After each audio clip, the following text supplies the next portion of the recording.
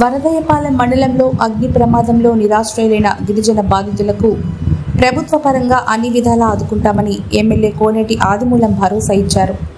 మండలంలోని పాండూరు పంచాయతీ వెంకటేశ్వర ఎస్టీ కాలనీలో అగ్ని ప్రమాదంతో పూరిల్లో దగ్ధమైన బుజ్జమ్మ కుటుంబానికి 10,000, ఇందిరానగర్లో స్వప్న కుటుంబానికి 5,000 ఆర్థిక సాయం అందించారు. ప్రభుత్వం ద్వారా బియ్యం పంపిణీ చేశారు. వెంకటేశ్వర గిరిజన కాలనీలో వీధుల దుస్థితి, కరెంటు, తాగునీటిపై తక్షణం స్పందించిన ఎమ్మెల్యే 2 రోజుల్లో తాగునీరు, కరెంటు సమస్యను పరిష్కరించాలని ఎమ్మెల్యే ఆదేశాలతో అధికారులు స్పందించి వెంటనే పనులను ప్రారంభించి రంగంలోకి దిగారు.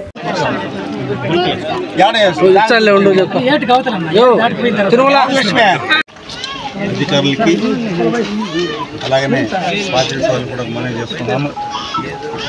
హఠాత్తుగా జరిగినటువంటి ఇల్లు కాల్పు విషయంలో కాలిపోయిన సందర్భంగా ఆ కుటుంబాన్ని ఆదరించే విషయంగా ప్రభుత్వ యంత్రాంగంతో కూడా అప్పటికే స్పందించాలని ఆలోచనతోనే రావడం జరిగింది. ఇక్కడ నీళ్ళు సమస్య కానీ, కరెంట్ సమస్య కానీ ఇలాంటిది కూడా పనులు కాకుండా ప్రభుత్వం అన్ని రకాలుగా కూడా ఆదరిస్తాం.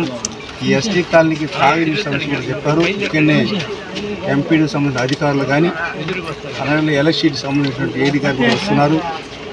బోర్ ఇష్యూ డిస్కస్ చేసి ఇక్కడనే గౌరవ మా చెల్లెమ్మ సర్పంచ్ ఉన్నారు, అధికారులతో పాటు ప్రజలు ఉన్నారు.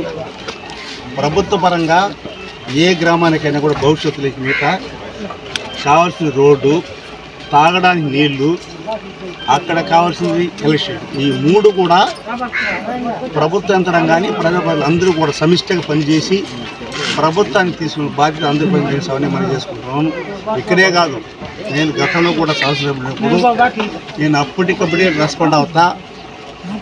తుపాకులో టపాసులు కలిసిపోయినా, వడదెబ్బలు దెబ్బతిన్నా, తుఫాన్లు దెబ్బతిన్నా, ఇతరాత్ర గుంటలు పడిపోయినా, కరెంట్ షాక్ చనిపోయినా ఇలాంటి వారికి కూడా నేను అప్పటికప్పుడు రెస్పాండ్ అయ్యి సీఎంలు తీసుకునేవాడిని.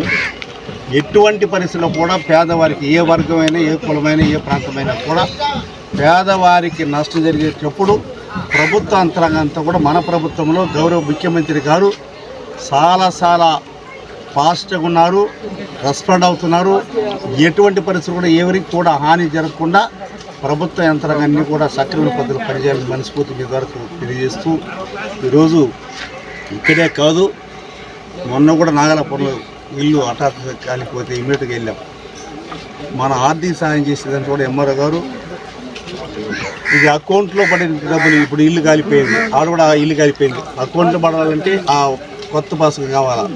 అలాంటప్పుడు నేనేం చేశానంటే అక్కడ వీఆర్ పైన కానీ, లేదు ఆర్ఐ పైన కానీ వారి కింద పనిచేసిన డిప్యూటీ సంతకం చేసుకుని మనం చేసేది అప్పటికిప్పుడు ఇల్లు కాలిపోయింది, బట్టలు లేదు, తినడానికి తిండి లేదు, ఇల్లు వానాకాలం, అలాంటప్పుడు మనం వారితో పాటు ప్రభుత్వ ప్రతినిధులు కూడా, ప్రజాప్రతినిధులు కూడా దీని ఇన్వాల్వ్మెంట్ కావాలి.